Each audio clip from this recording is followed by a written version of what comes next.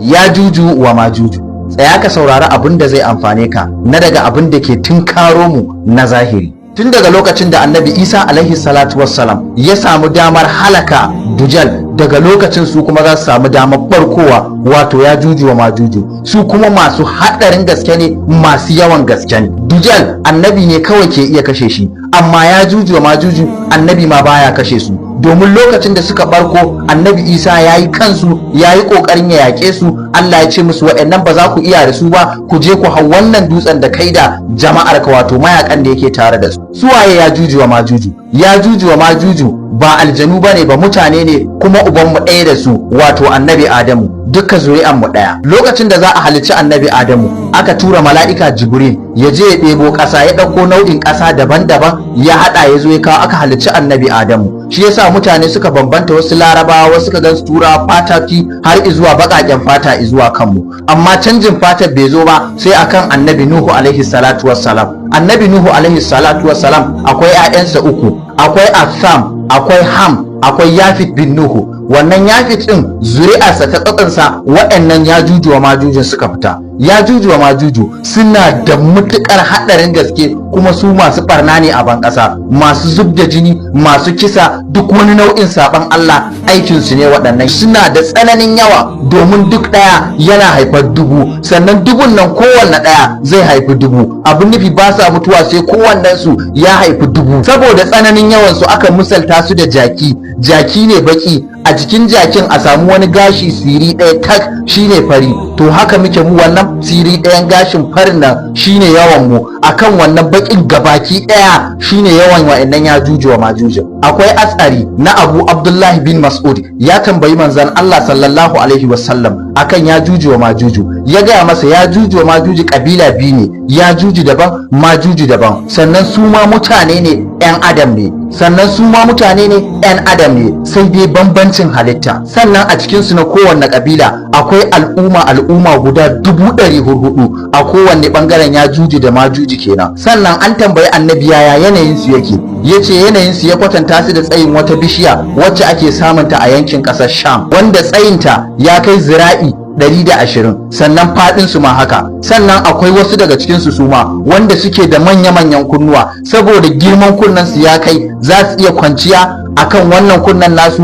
ya zame musu kamar tabarma ko wani mashimfiɗi, gaba ɗaya za su kwanta akan wannan kunnen. Sannan wannan kunnen shi kuma zai lullube su. Yajuju wa Majuju idan suka barko suka shigo cikin mutane, ba su da aiki sai kashe mutane da barna kala-kala, shine aikin Yajuju wa Majuju. Yaya aka yi aka katange su? A cikin Alƙur'ani Allah ya ba da kissar Zirƙallaini. Zirƙallaini wasu sun ce annabi ne, amma abin da ya tabbata ba annabi bane ba, salihin bawa ne, domin Allah ya faɗa, ya ambace shi, kuma sarki ne, yana da mulki. Zirƙallaini shine mutumin da ya yi gabas yana yaɗa da'awa, sai da ya kai mahudar rana inda rana take bullowa, sannan da suka yamma suka nausa sai da suka kai inda rana take faduwa. Haka ya zo ya kudu ya arewa. A yankin kudu ne ya haɗu da wasu mutane waɗanda ba su jin yarensa, shi ma baya jin yarensu, amma shi Zirƙallaini Allah mai baiwa mutum ne mai ilimi, sai da suka samu suka tattauna da su, suka kwatanta masa dai har ya fahimci me suke nufi. Suna magana ta tsakankanin waɗannan duwatsun, ta nan Yajuju wa Majuju suke shigowa, su ta kakkashe musu mutane,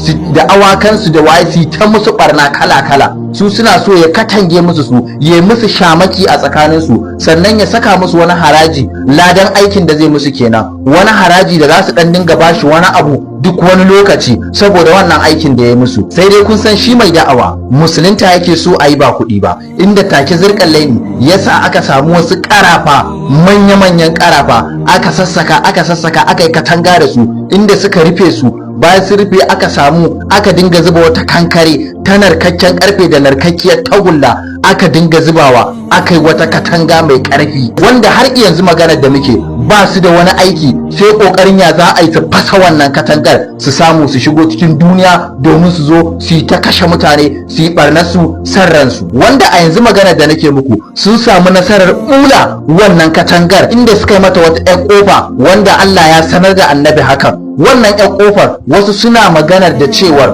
wannan kofar da suka samu suka yi din shine dalilin da yasa kashe-kashe ma da zubda jini ya fara bayyana a ban ƙasa. kamar wanda har yanzu wannan kashe-kashen da muke samu da wannan ta'addancin da wannan sake-saken bama yana da alaka da wannan kofar da suka bula, wanda idan da a ce gaba ɗaya suka bula suka fasa wannan katangar ko suka babban kofa, yaya abin zai kasance? Akwai hadisin da ya rawaici haka, wanda a fatu din wannan bidiyon da zan yi a gaba zan ci gaba da yin bayani akan ya juju wa majuju har izuwa ran da za su fito da ran da za a halakar da su da komai insha Allahu. Dan Allah dan Annabi ku sharing din wannan bidiyon domin wasu su ma su amfana, za ku riski hakan kuma a makwancin ku, domin Annabi ya ce duk wanda ya ji wani ilimi ko ya yada, wato ilman allamahu wa nasharabu, ya ji ko ya yada, in dai ya yada to zai riski wannan abun a makwancinsa. Dan haka ku yi kokari ku sharing din wannan bidiyon domin wasu su ma su samu ilimin, su ma su karu.